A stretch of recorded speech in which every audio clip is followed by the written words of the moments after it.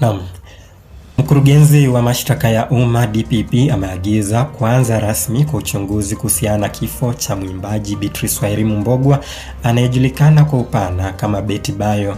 Katika barua kwa mkurugenzi wa upelelezi wa jinai DCI, DPP amemwomba kufanya uchunguzi kuhusiana na kifo cha Betty Bayo na matokeo ya upelelezi huo kuwasilishwa kwa waendesha mashtaka ndani ya siku 7. Hii ni baada ya mama wa mwimbaji huyo Joyce Wairimu kuandika barua kwa DPP akiomba uchunguzi ufanyike juu ya kifo cha binti yake. Msanii huyo wa Injili alifariki tarehe 10 mwezi wa Novemba mwaka huu katika hospitali ya kitaifa ya Kenyatta, ambapo familia ilisema kuwa alikuwa akipokea matibabu. Taarifa za awali zikieleza mwimbaji huyo alifariki kutokana na ugonjwa wa leukemia.